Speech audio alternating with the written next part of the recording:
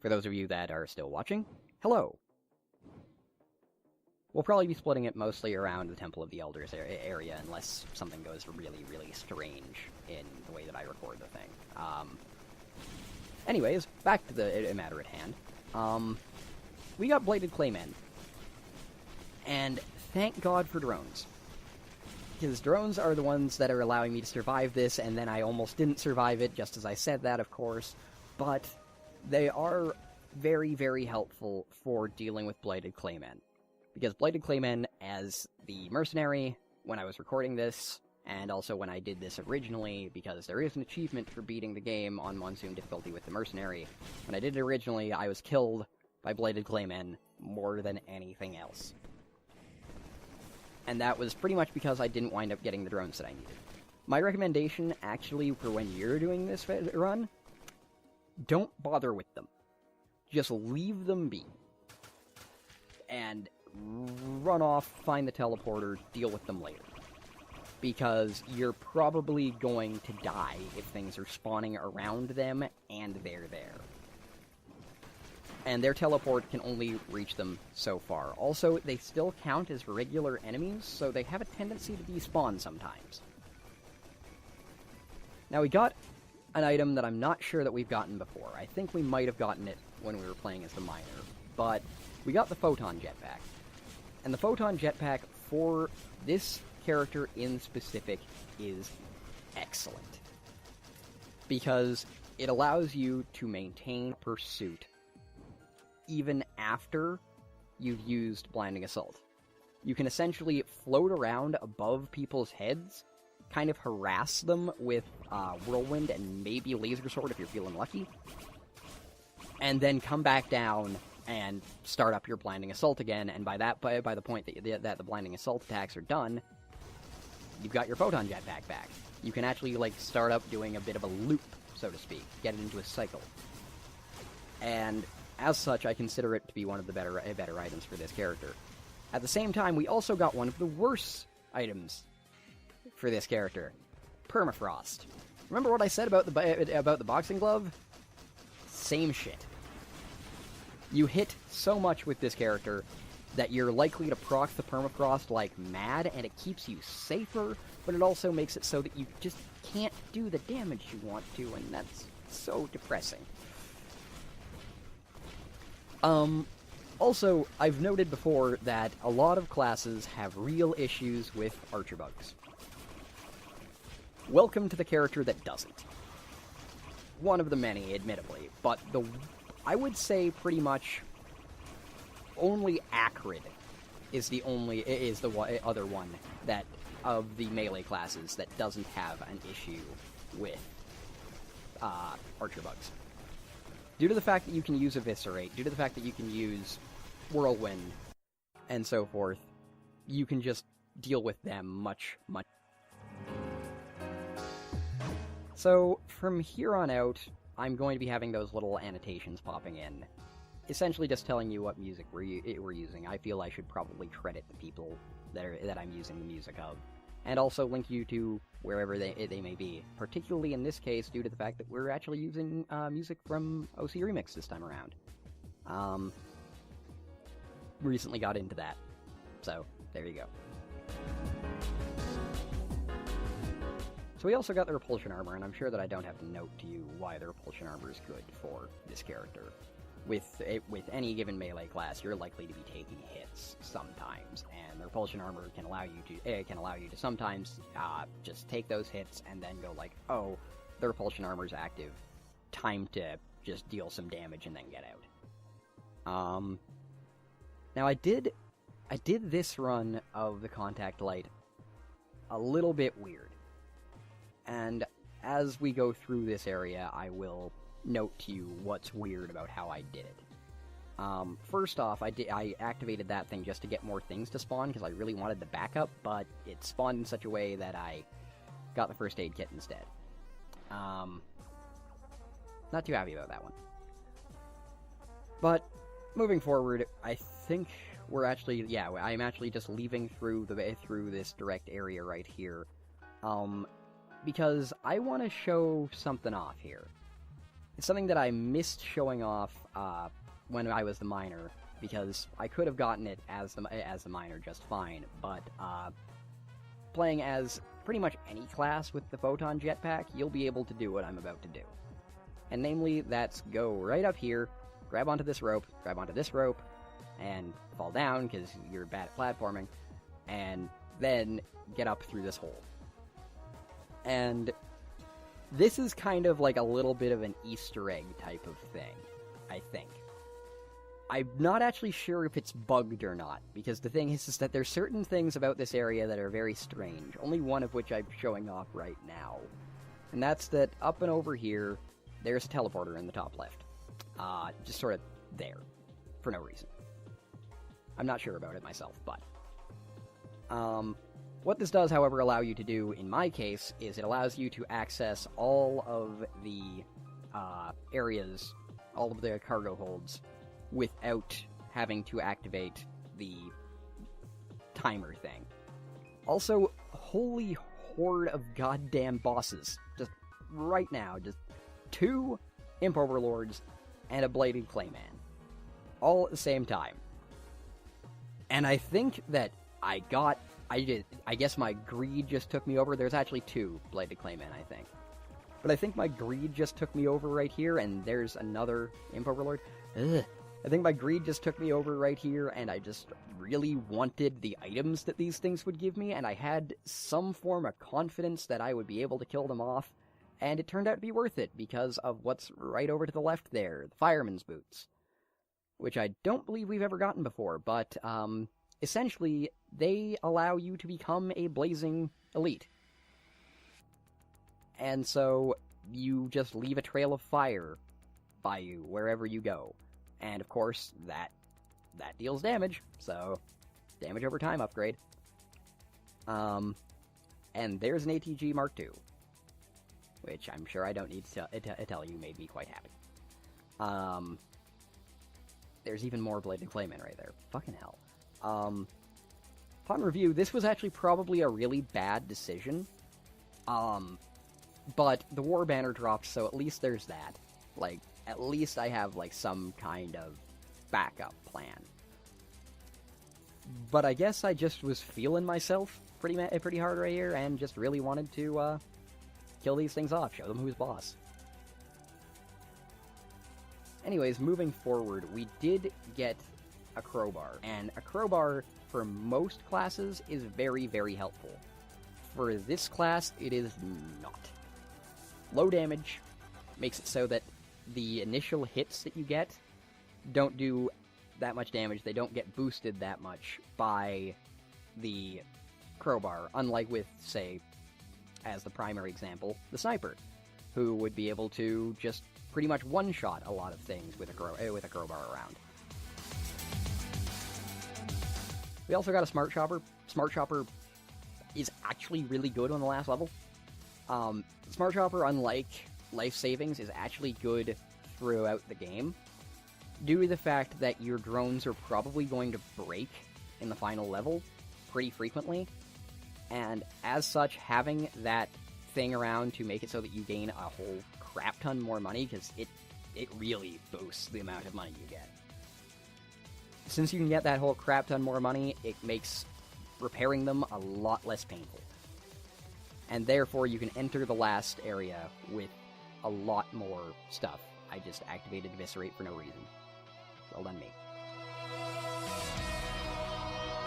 Now, I'm trying to explore the entire area here, because, as I said before, I'm not too experienced with the mercenary. And, as such, I'm a little bit paranoid about one phase of Providence. When we get to Providence, I'll note which phase that is. But I'm pretty sure that I was actually a little bit wrong to be this worried. Because I'm sticking around here fighting these blights because they give me items, and I like items. And so what I wound up having happen instead was that two of my things broke, and I forgot to actually pick up that mysterious vial because I was confused.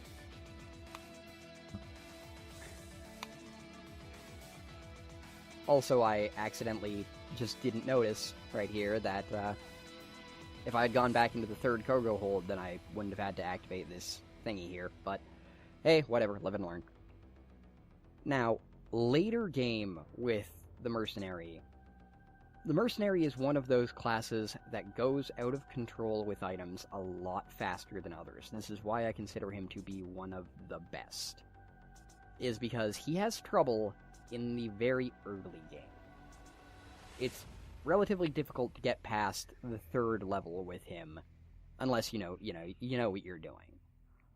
But the later levels, he actually has a really easy time with, because he synergizes well with so many items. Like, looking around the current item list that I have, I can think of 2 items in the entire thing that I can say would be actually, like, actively bad for him. And, like, only a few that are even mediocre. Almost everything we have is great for him. The med kit allows him to heal after he gets hit the one time. The fire shield allows him to knock things back so that if they do hit him, he doesn't get bursted afterwards. The bitter root allows him to make up for his weakness as far as health goes. The guardian heart does the same thing. His regen isn't very high up either, so the sprouting egg and the mysterious vial do that great. The rusty blade we just got is an excellent item for his damage stats. Same with the barbed wire. Same with even the energy cell. And then I'll admit I was using the low frame rate right there to get myself that Tesla coil and that telescopic sight because, well, you know, if the game's giving me an advantage, I might as well use it. The Toxic Worm, an excellent item for any melee class because they're always in close. Panic Mines, same thing as the Fire Shield, just with a lot more damage. Mortar Tube does it increases damage because of Eviscerate, making it proc so often. We're still using the shield generator, which is something that I would really prefer not to be doing. But, you know, you work with what you got to a certain extent. We just got the Bustling Fungus, and earlier on in the game, that would have been great. I actually love the Bustling Fungus with characters like the Mercenary who have low health, because it allows you to, after an emergency situation, just stand still for a little bit, take a break, you know, smoke a doobie, whatever you want to do, and just let the mushrooms get into your system and heal you. So essentially, it allows you to maintain yourself well. And anything that allows this character to maintain themselves is a blessing in my book, because he has next to no ability to do that on his own. Now, all that said about his synergy with items and all of that, in this level, do not ever stand still as the Mercenary. That's a general note, but particularly in the last level. There are so many blighted enemies, so many elites, so many things that can just take out a third of your health in one attack, like that blight just did. And as the Mercenary, if you allow them to swarm you like that, you'll die. Just no doubt about it. You will be dead afterwards.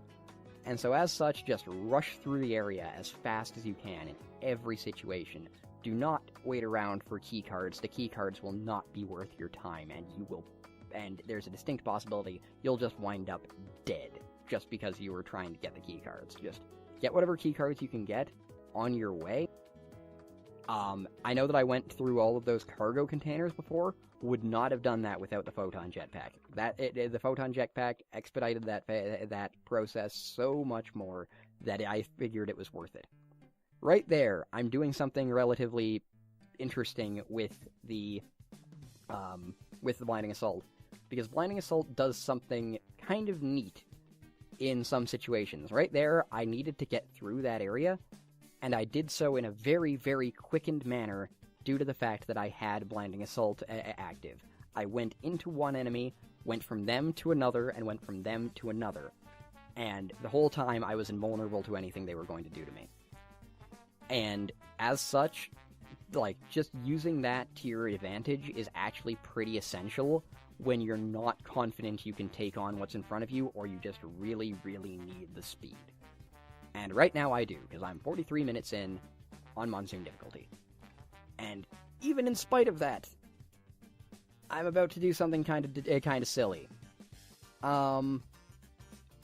Namely, that I'm actually going to wait around a little bit here. And there's actually a reason that I'm doing that. And that's that I really want my use item to be active. Because I gained a new use item. I got a backup down there. I also grabbed a leeching seed, and I'm sure that we can all figure out why it is the leeching seed's great for the mercenary. Lots of health, lots of hits, lots of health. But I have the backup now.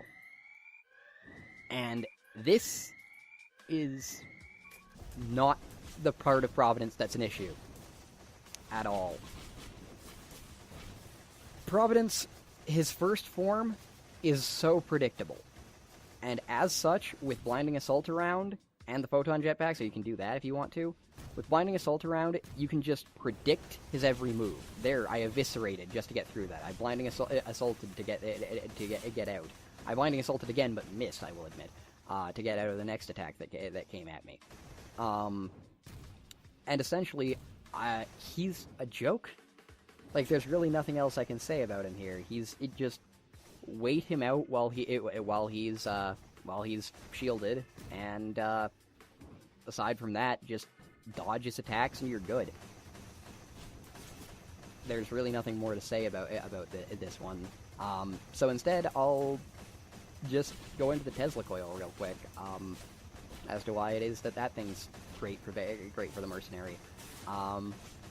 Same reason as the rest. Like, there's really not much to commentate on here, because all I'm doing is eviscerating when he does that, blinding assaulting when he's not, and just not doing anything else. Although I am doing one thing, and that's that when he's shielded, I'm not bothering to dodge. And that's because I don't know when that shield's going to go away. And when it does, that's when I will start to dodge, because all of my dodges are attacks, and they do have a high cooldown. If I were to attack him, get just a pile of ones off of it, and wind up dodging his attack entirely, and then his shield goes away, and I have no ability to dodge anymore, I've put myself into a situation I don't want to be in. And now the Gilded Worms. The Gilded Worms, in my opinion, for the mercenary in specific, are the hardest part of Providence. Because they have a real habit of just getting the hell out and having way too much health. Because Eviscerate doesn't do much of anything to these guys. Whirlwind is your best attack on them, except for when they're facing horizontally. When they're facing horizontally, you can use Blinding Assault, but it's not a good idea to do so. Using Blinding Assault is actually better to get through the blue worm's gigantic pile of shotgun thing. Because he'll usually release that what the hell? Okay, my drones have died in the floor. I'm just gonna accept that and move forward. But using the Blinding Assault to get through the blue worm's attacks is probably the best way to use it. Also, you'll see that I'm doing a lot more damage to these guys than it seems like I'm saying that I am. The Photon Jetpack against these guys is your best friend as a melee class, because it allows you to pursue them while they're up in the air. And I'm actually not going to go for the Samarang, because the thing is that I would go for the Samarang if these guys weren't already almost dead. One of them's already dead, the blue one is enduring slightly better than the red one. But the Samarang is useful against these guys and not very useful against Providence himself. And so I've just decided to opt out of it. Going to the cabin turns out not the best plan. Now, third form of Providence. Third form of Providence is a problem. This is the big one. Because the thing is that those two guys right there, you'll notice that I'm just targeting them down as hard as I can. It's because they are the biggest problem in this fight. If you let them live, they are going to harass you continuously. You'll wind up blinding assaulting, then abruptly your health is gone because they were the ones that were targeting you at that time, and you didn't notice because you're on monsoon difficulty, so you don't get the notification. The other thing is that I'm going straight for the Shadow, and this is something that I recommend doing with every melee class, is go straight for the Shadow the moment that he spawns it, because he's going to be shielded, and the Shadow won't be. And so, going for the Shadow is honestly my biggest recommendation. Not only that, but also as a lot of classes, you have, like, certain things that happen when you kill something, and getting that to go off earlier, always better. The other thing is that, with the Shadows around, using the Photon Jetpack to get Providence to go up onto the top levels and get the Shadow to go onto the bottom ones is essential. Because, well, not essential, but it's really useful if you have the Photon Jetpack around. Because the thing is that if they're together, they're a whole lot more likely to maul you than if they're separate. Because they have that simple just slash attack, and if you can get through the slash with a dodge, you can only do that when there's one of them. The other one's likely to hit you otherwise. And now his shield's down, he has no more ability to spawn things, so I'm just trying to do as much damage to him as possible. Honestly, he has no chance at this point. Good night. And we've unlocked the Ancient Scepter. I'm going to point out that I'm going to be doing something special about the Ancient Scepter, because it is one of the most interesting... Rest in peace, guys. One of the most interesting items in this game.